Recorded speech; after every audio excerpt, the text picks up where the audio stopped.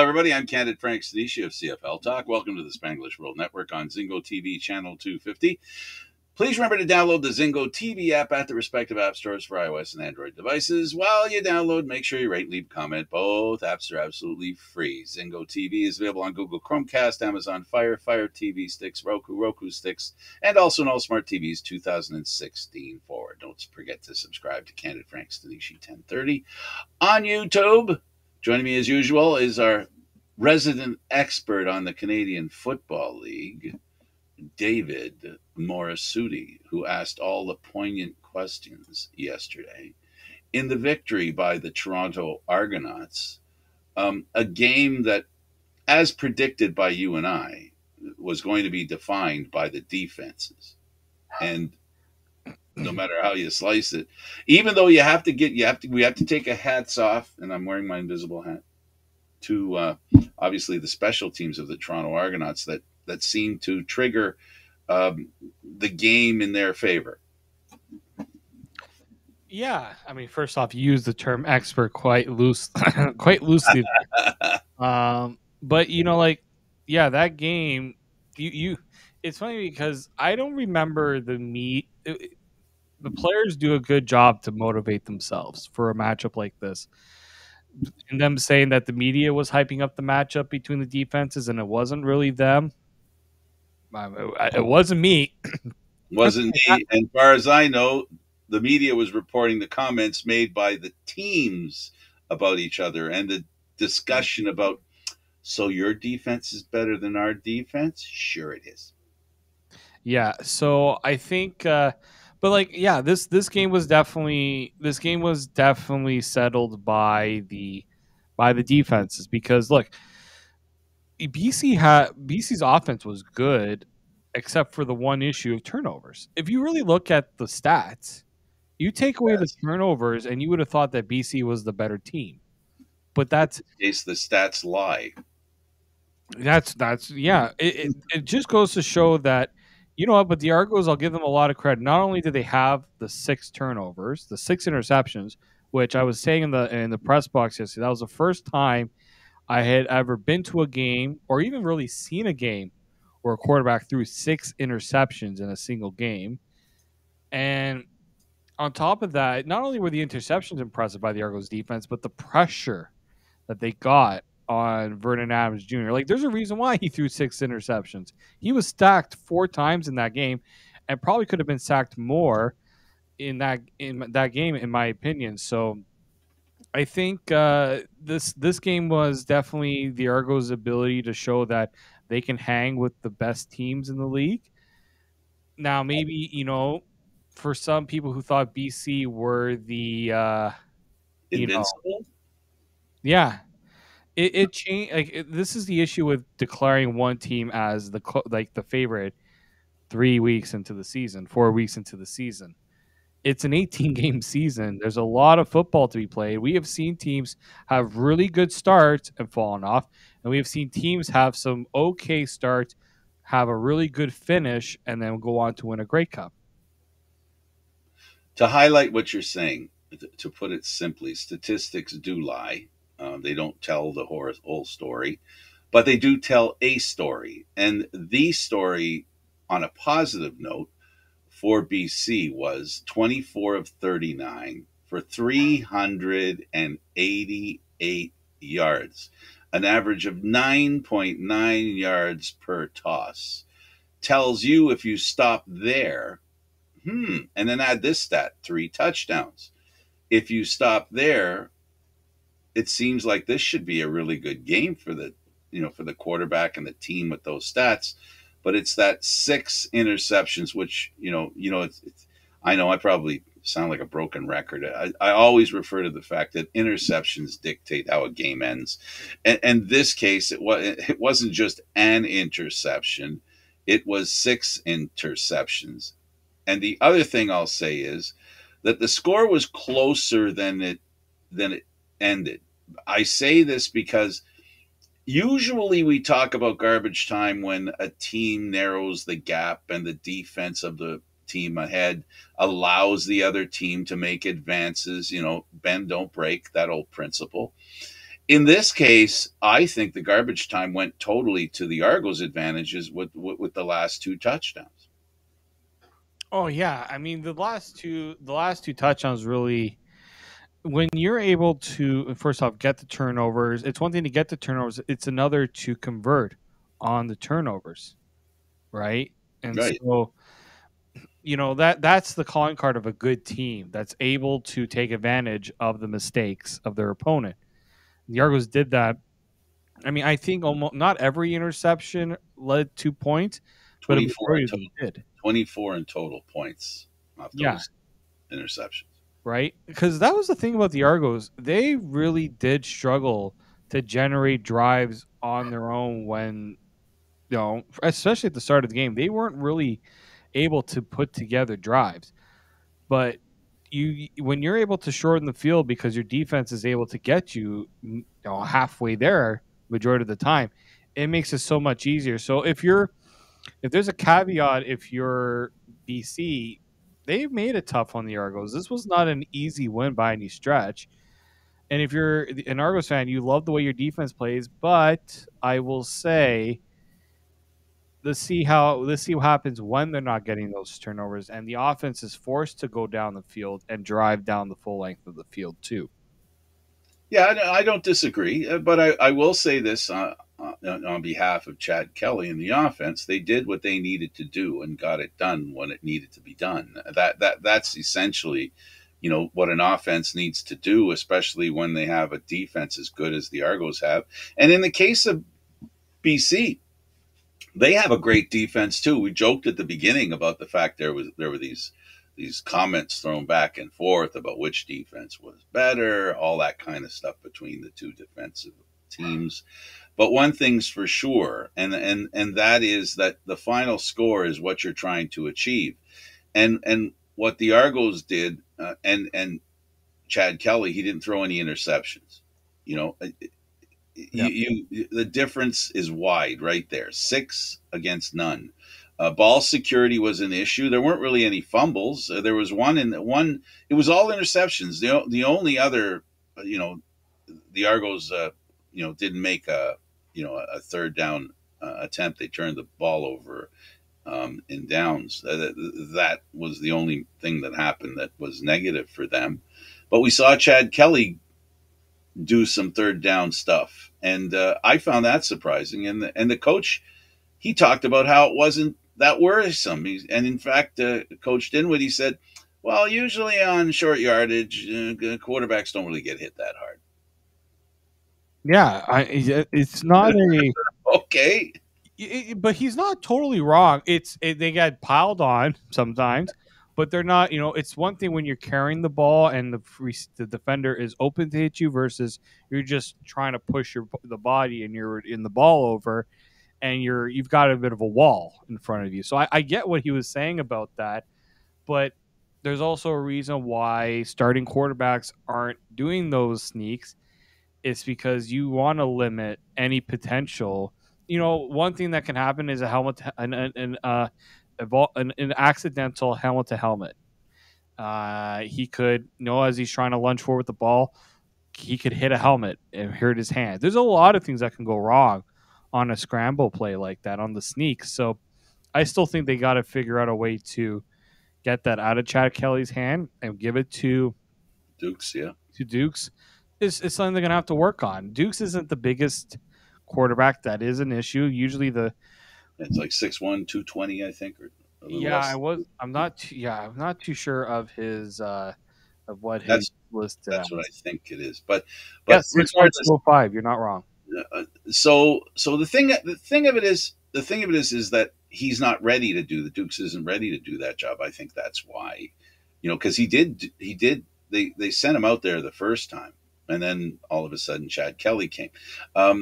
Chad Kelly, he's a lot of fun. I have to say this as well. I mean, he does enjoy doing what he's doing. He's a very animated personality, as we could see it on the sidelines.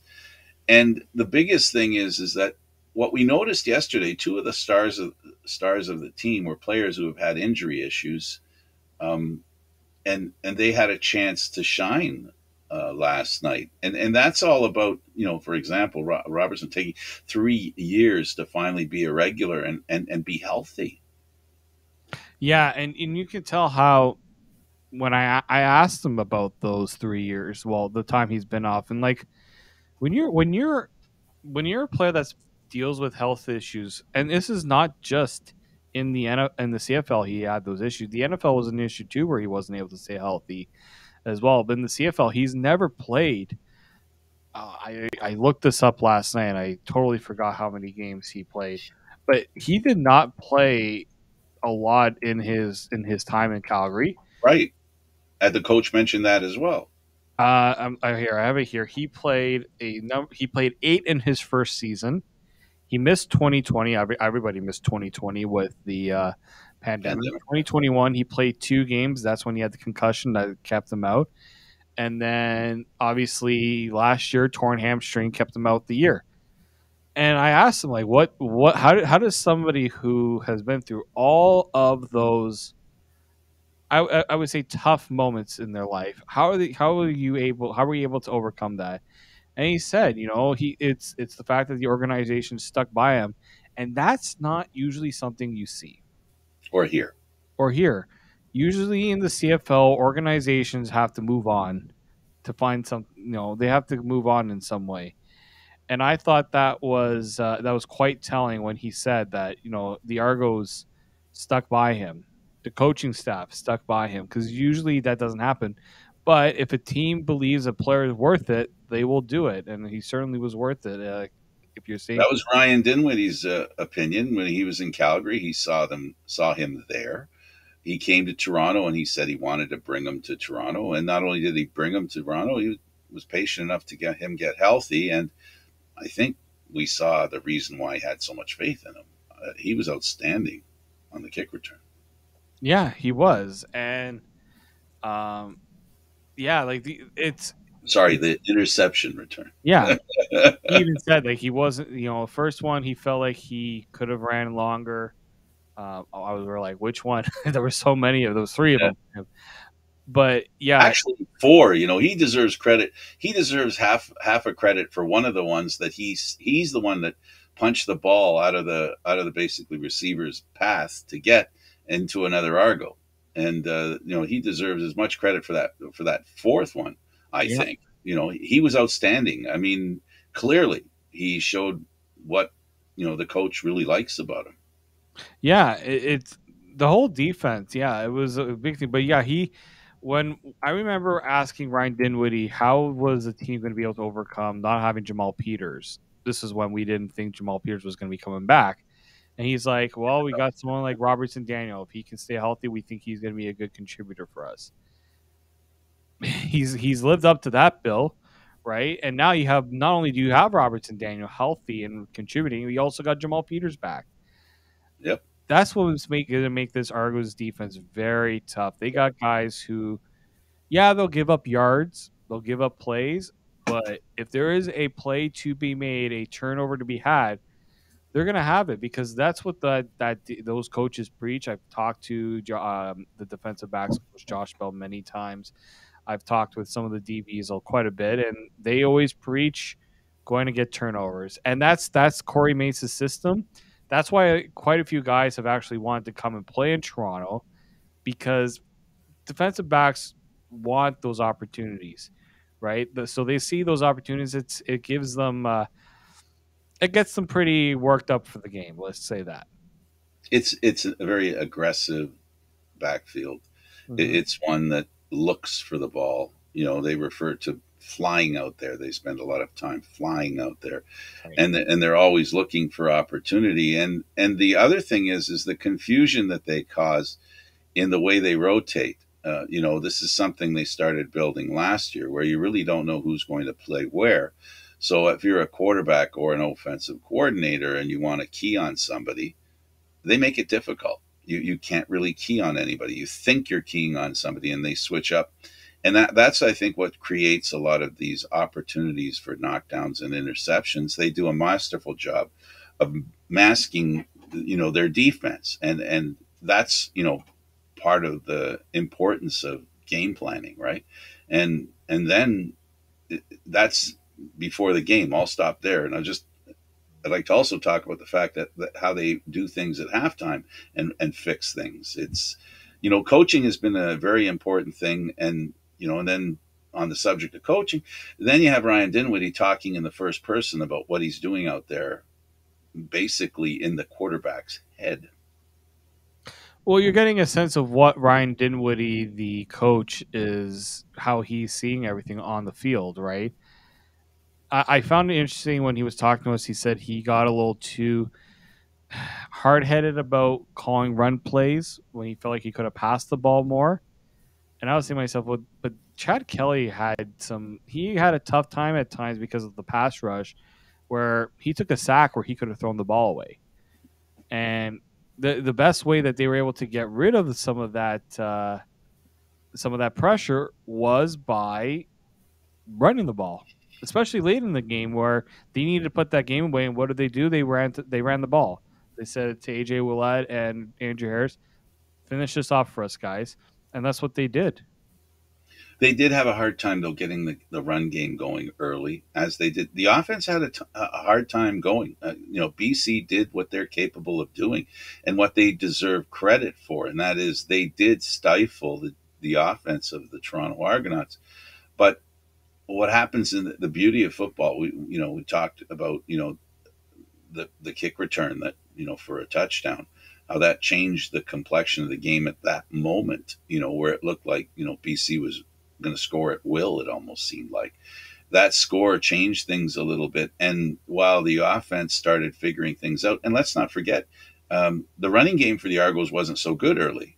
And I think that's what Dinwiddie was talking about, is that, they weren't getting anywhere with it, but he insisted on keep doing it. And eventually what happened was, Willett ended up, bullying his way through. And for those that don't know, he's got a little bit of a nagging groin injury. So, they're playing him, and trying to make him successful. And that's what this Argo team does. They appreciate each other, and the coach appreciates all the players, and he doesn't give up on them. And we talked about that with Robertson Daniel, the guy with a first and last name in reverse.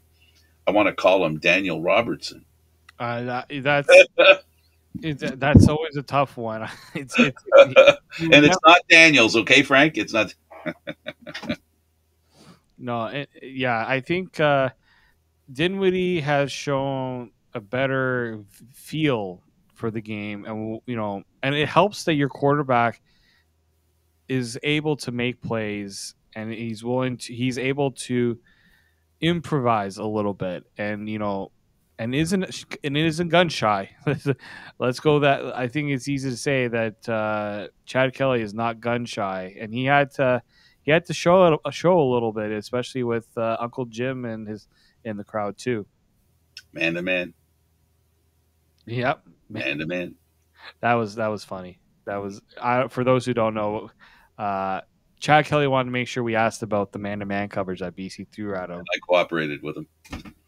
Oh, Frank was more than willing to cooperate. It's amazing how also how dedicated they are to the thinking process. The players, all of them to a man, talk about their 1-0. They're not 3-0; they're 1-0.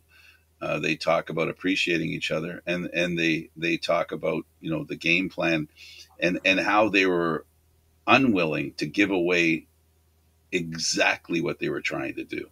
It's amazing how thoughtful these players are, and okay, I'm talking about the Argos because we spend more time talking to them, but I do suspect most football players and most teams have that mentality. The difference between the good teams, the bad teams, and the great teams is how well they do those things. Yeah, no, it really is. And look, I mean, we're talking so much about the Argos because, frankly, they've earned that right to have. Who thought that they would? That score was not what people anticipated. A lot of people felt that the game would be decided in the second half, and it kind of was. Like I said, there were those 2 touchdowns, which were great touchdowns. Please, Argo fans, don't come after me.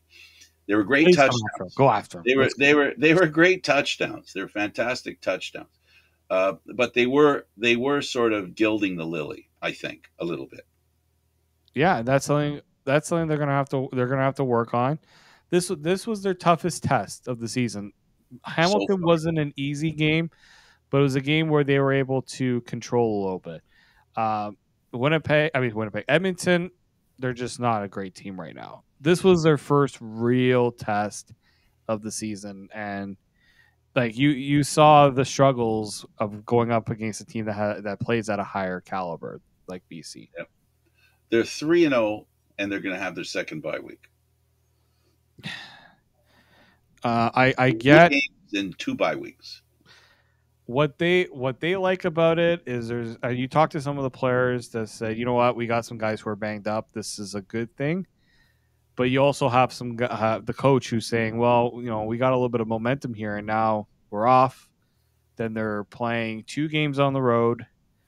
They have the home game that's not a home game, That's another game on the road. and then they're not back at BMO Field until mid-August. Right.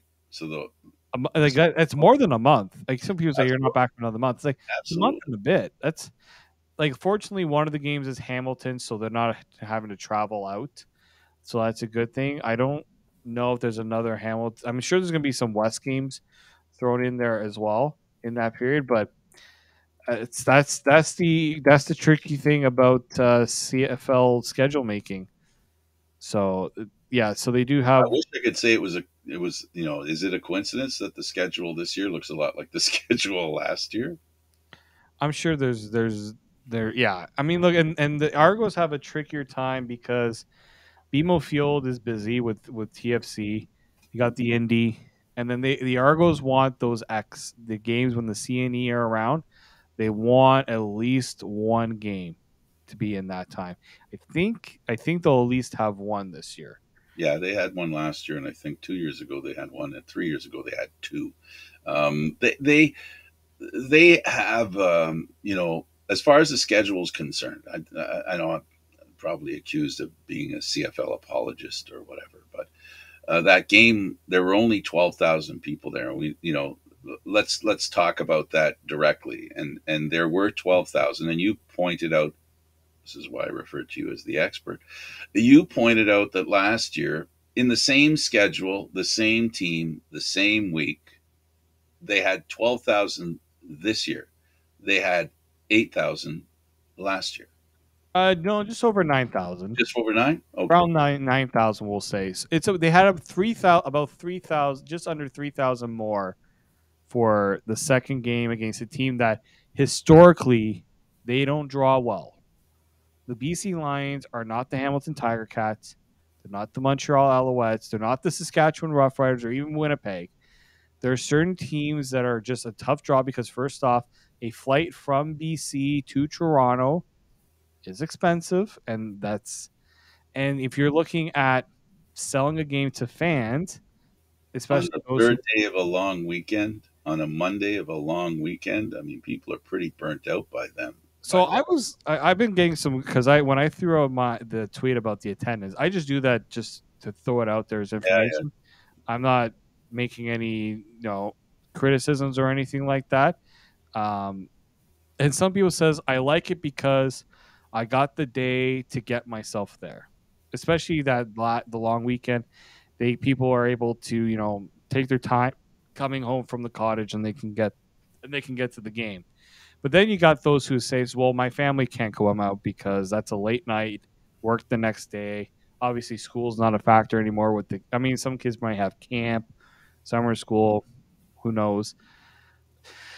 I don't mind. I don't mind that this one was a Monday night because there's just a lot going on in the city on Canada Day weekend. If you're trying to put an Argo game to go up against some of those other things, you're not winning, unfortunately, because people still see this as an expense that's really hard. I understand you can go to a game, park, eat.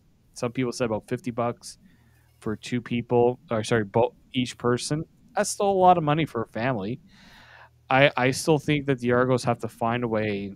Well, I mean, this is the CFL's thing. They got to find a way. They're prioritizing TV right now in a way with these start times. they got to throw them at least 1 or 2 games in the afternoon on a weekend, so you can give those families a chance, and then you can throw out a family deal to entice families to come. They've done it in the past. I know they've done those in the past, but you can't really market a family game when it's the 7 o'clock start on a weeknight or a Sunday night. That's a tough one. Saturday's easier. Fridays are easier. Sunday and Monday are not so much. So it's a positive because they, as I said, it's a positive because they went up from last year. They got to ride that momentum. Everything is trending in the right direction for this team. If they continue to play like this, and maybe if they could get a little more media promotion, because now with hockey dying down, basketball dying down, maybe the sports coverage will shift a little bit. Although the Blue Jays are still playing, maybe there can be a little bit of that shift where they get a little bit of the attention. Maybe that'll force a few more people to come out. And maybe frustration with the Blue Jays might lead to some people wanting to come check out a home team that's doing a little better. Well, that should be an easy. I mean, it's not an easy sell because I know there are still people who view this as, well, it's a 9-team league. How bad could you be in a 9-team league? Well, ask some of the teams who have really struggled this year.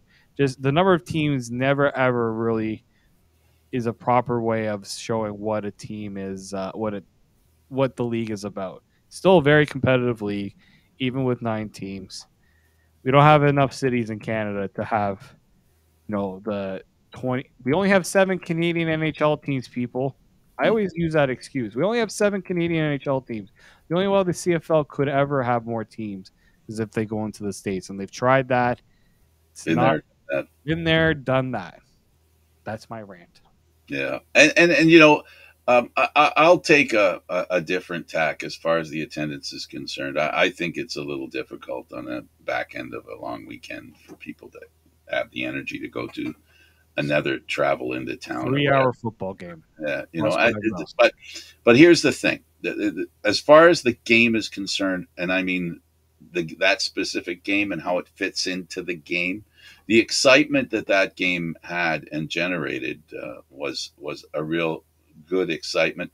And I really believe, at least from the media perspective, if you listen to the experts, they talk about how interesting it is to have Chad Kelly, that he's probably a good quarterback. And we always talk every year about, are there good quarterbacks? We've discussed, in the Eastern Division, the quarterback with we have now, we know that Mazzoli will be starting against his old team, the Ticats, for Ottawa. There are 4 pretty good quarterbacks in the Eastern Division, and that's an important, if you believe Bolly Von Mitchell can be the kind of quarterback that he's been, if you believe Mazzoli can be the kind of quarterback that he's been, and if we've got Chad Kelly here, and then we've got in Montreal, we've got Cody Fajardo, who, it looks like a good set of quarterbacks in the Eastern Division, which means the Eastern Division should be very competitive. And I got to tell you, I really like the idea that the Argos are coming up against Montreal next. And that's going to be a good test, because Montreal's a very proud team. They've had a little hard luck, and, they haven't done as well as they feel they can.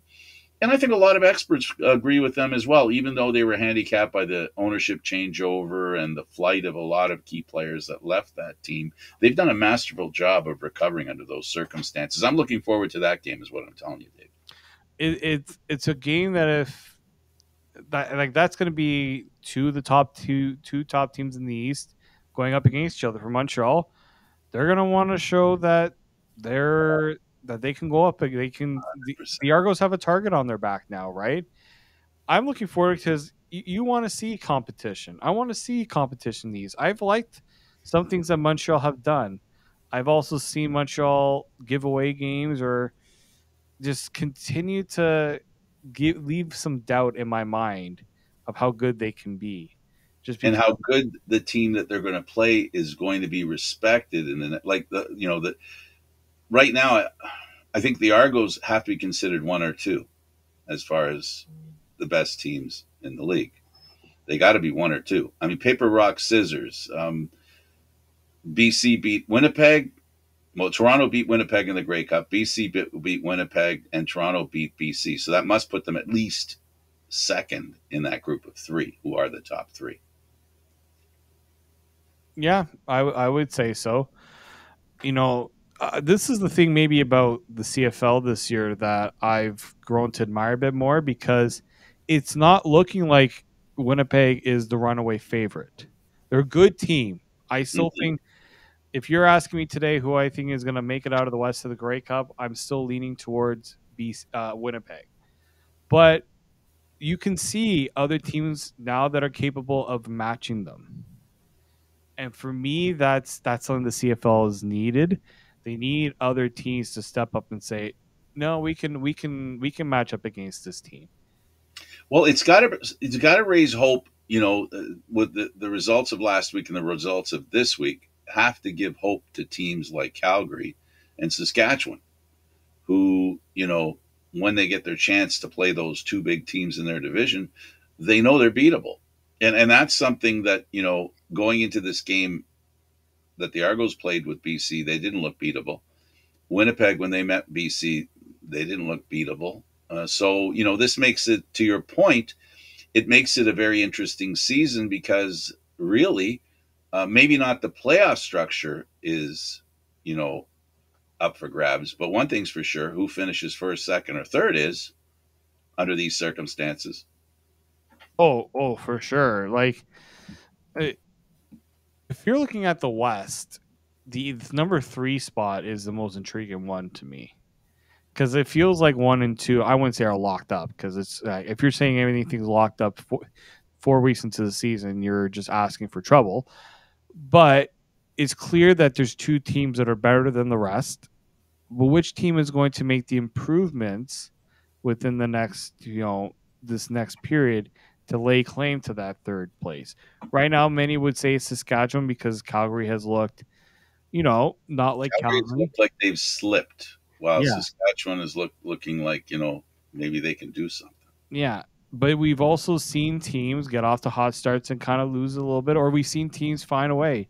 Calgary, I can't say for sure that they're out, because they found ways to get themselves back into it. So I'm optimistic that the third place team is gonna, whoever gets it will earn it, and it will be a very big battle. And it could shape up to be a pretty decent finish for it. The East, I mean, that could be a situation where the third team. Let's just say that there might be 2 teams that should want it, but aren't playing as if they want it. Ottawa. I think Ottawa's going to start. Well, As let's see if how. Rizzoli can be the guy that I think he can be.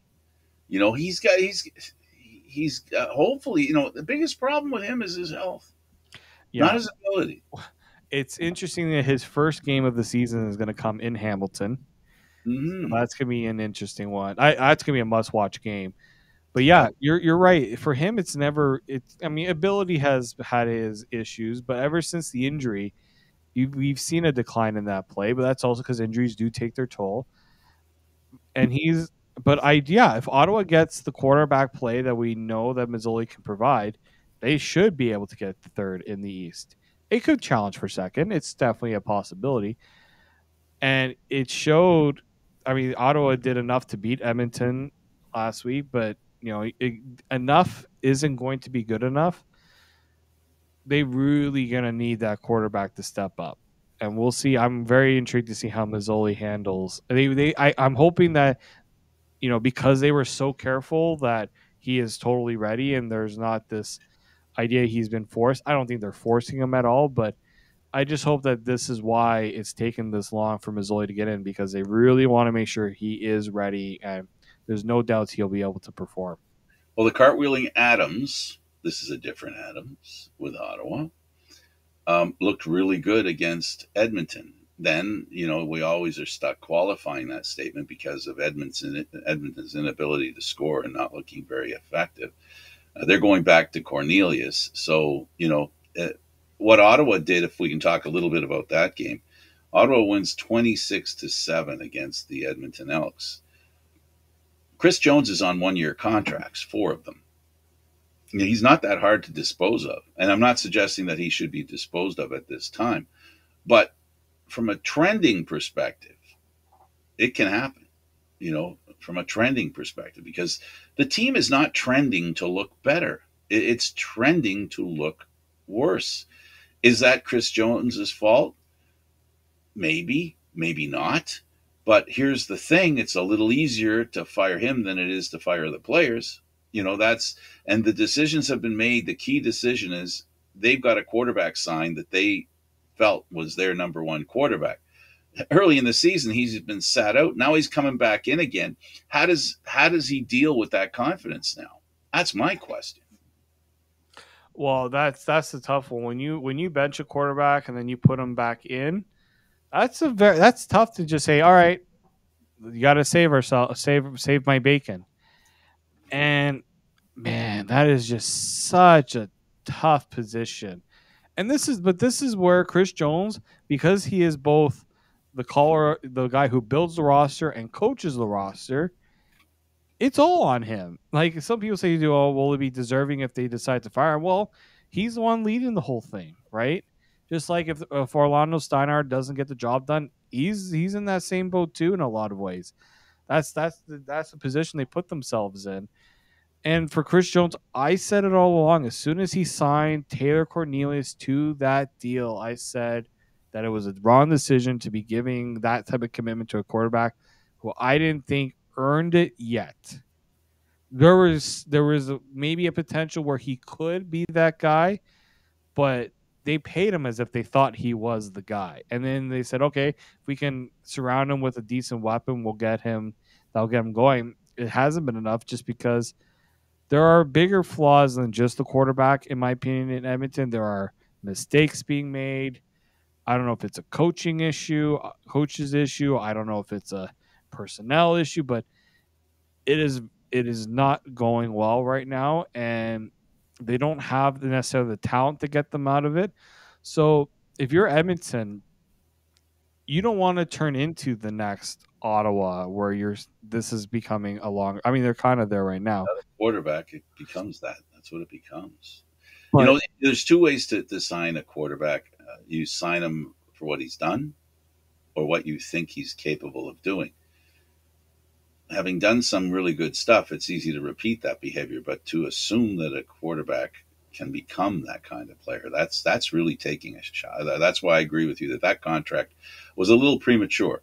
I mean, to use a hockey term, he needed a bridge contract. Show me what you've got.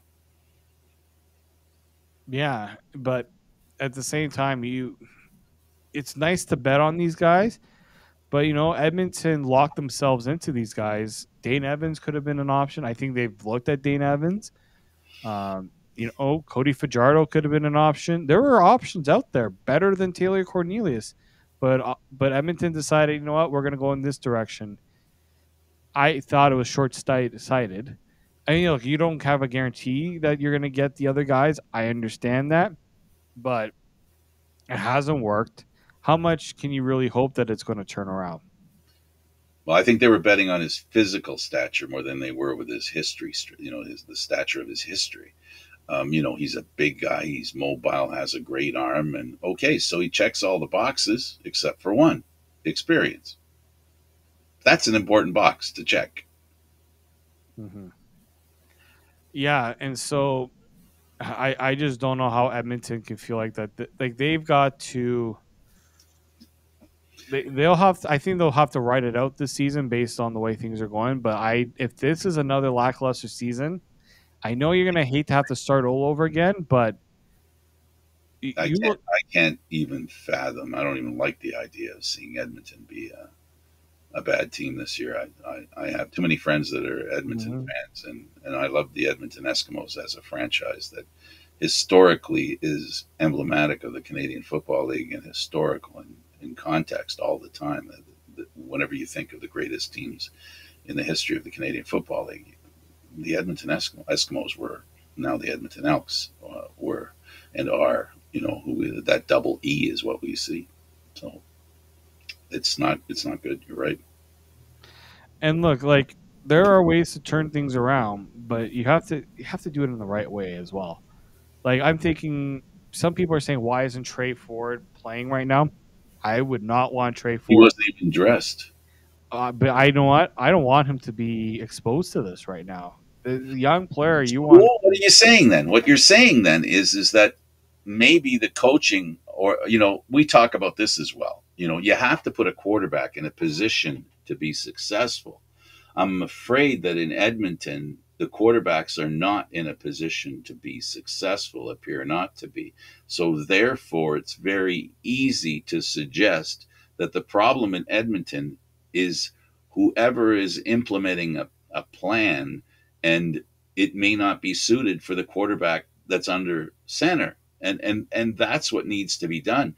They have to put this kid or whomever they put in there to put him in a position where he can win. The Argos quarterback, I hate to go back to Kelly, he's not expected to do that much. And we heard the coach talk about, I wanted to do this. You could see that he's the guy that's orchestrating the game. He's using the talents of Kelly, but making sure that Kelly is insulated. This is what has to happen in Edmonton. They need their young quarterback to be better insulated. He's been hung out to dry. He's looked bad because of the pressure on him. He's looked bad because, a lot of players were dropping balls. His last start, that's what happened to him. A lot of balls were dropped. That's not the quarterback's fault. Yeah, it's not his fault, but then who? The thing is who's the one who's answering for this? It'll be Jones. I think it'll be Jones. They can't afford. If let me put it this way: if halfway through the season they have no chance to make the playoffs, and that's a terrible place to be. That is a horrible prediction that I'm not making, but just stating. He won't be with. They'll fire Jones. They have no choice. If they're not a better team halfway through the season, which is they've gone through almost 25%. Well, not even close, but still, you get what I'm saying. They've got to show some improvement. This is what they're not doing. This is what's frustrating for Edmonton Elk fans, that the team doesn't look any better in Game 3 than it did in Game 1, and they weren't good in Game 1. And they're not showing any sign that they're going to get better. That's the Got problem. to happen. So, yeah, I don't know. I don't know how long they can wait for this, but it's going to be an interesting situation. Montreal, we talked about, will be playing the Argos next. They lost to Winnipeg 17-3.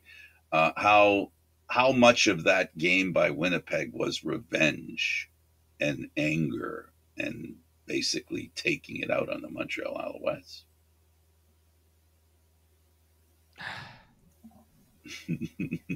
Quite a bit by my guesstimation. Yeah, probably. I would say so. I wouldn't have wanted to play that team after they lost to BC. No, probably you definitely don't. No, because I mean, for Winnipeg, you know, I probably got a little too caught up in the whole they got dominated by BC a little bit. Look, good Eh, teams can have a bad day. And they proved against Montreal that yeah, it might have just been a bad day. Um Montreal, the tough part about that one is like I was watching them put together a nice drive. It's William Stanback who fumbles the football.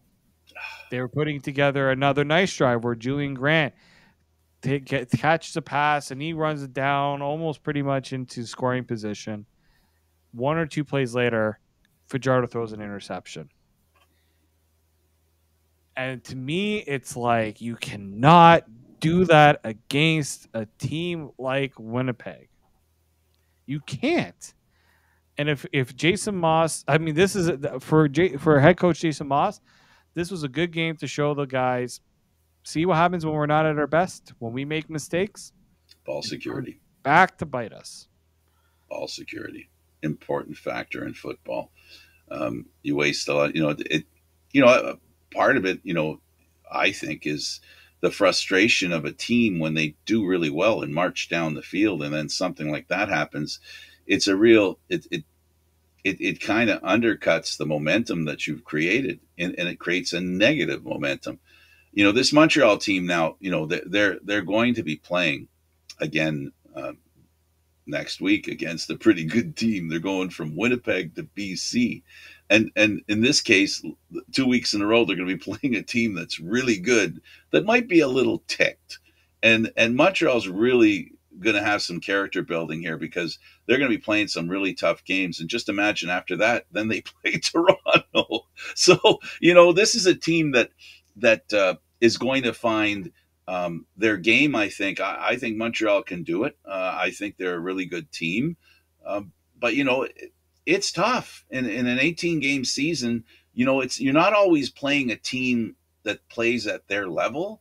Sometimes you play a team that doesn't play at its level, positively and or negatively. Of course, you play teams that play the way they're supposed to, but that's the thing about an 18-game season. It's not all, it's not, all in one. This is something. There's lots of other factors. The team is building. The coaches are trying to work out a plan, and that's what makes it difficult. So if you're a Montreal fan, you're going from Winnipeg to BC to Toronto. So this is 3 games that maybe will, in the end of this conversation, remember that Coach Dinwiddie talked about self-scouting. This is going to be a great opportunity for Montreal to self-scout. Yeah, no, for sure. And but these are the types of stretches where you could really establish. It's a good test for Montreal early, because, as you said, they can scout these matchups now, and then when they prepare for it later in the future, they can get a good sense, right? But as Ryan Dinwiddie told us, like, teams tend to change things after a few weeks in the season. They get that by halfway through the season. They really get a chance to tweak and reinvent certain things. For Montreal, this will definitely be one of those games where it's like, okay, we can definitely show we're good, or we can show that maybe we're just not ready yet. I mean, They need the pre-injury stand back. Yeah, they do. No, they really do. Um, it's possible. I think he lost weight, so he's putting himself in a position to be a better option, Quicker. quicker option, a more durable, better conditioning. Right. I think that's something that's important for a running back, is being able to handle that workload. You have His body be able to withstand the style, because that means he has to change his style too, because he was a bowling ball. Yeah. Like the Argo fans seeing Willett. Same thing. Yeah, in a lot of ways. Can't bring me down. You're not bringing me down. Now he's saying, now you're not going to be able to find me. I'm going to make some moves. Well, we'll see how that fits into his, mentality, if you will. No, for sure. Like that's the toughest. That's the toughest challenge for running back, really, especially in the CFL, because they're not, in a lot of ways, they're not getting 20 carries a game, unless you're Montreal and you're willing to maybe give your running backs that much. But in a Jason Moss offense, I'm not expecting 20 carries a game. So that's a challenge, right? Some running backs like the consistent consistency, and some really like just, what, they're gonna pick and choose when they can make the big gains. So it will be interesting to see how Montreal finds a way to work stand back in a little bit more. I think it's needed, but maybe it's going to be tough, because these aren't games where I feel like Montreal is going to be able to control and get a lead. I feel like that's maybe been an issue for Montreal, where they haven't been able to build a lead and say, let's just let Williams stand back, close it for us. Yeah, and it's very important that Montreal, with Fajardo, he offers them, again, it's those boxes we talk about: mobility, a good arm, and experience. Right, that's the big thing that he has. And he's not playing with his knee brace now. As he did last year, he was handicapped, literally and figuratively. So we'll see how well he does. I'll give you the last word for the show today. Yeah, I think it's going to be a very interesting week. I mean, as I said, that Ottawa Hamilton game is going to probably be the must-see game of the week. just because of the matchups there. And then yeah, let's see how Montreal, how they handle BC at home. BC is a very tough team at home, and yeah, some very intriguing matchups early on already. So we'll see how teams adjust this early in the season. He's David Morassutti. I'm Candid Frank Stanisci. Thank you for watching CFL Talk, airing live Mondays at 9 p.m. Today, Tuesday, because of the football game. Yesterday's show can also be heard on the Spanglish World Network. For CFL Talk, news, entertainment, and other sports programming we offer, please check out SpanglishWorld.ca. Don't forget to subscribe to Candid Frank Stanisci on YouTube. Spanglish World. Watch it, hear it, read it, download it, and live it. Thanks for watching, everybody.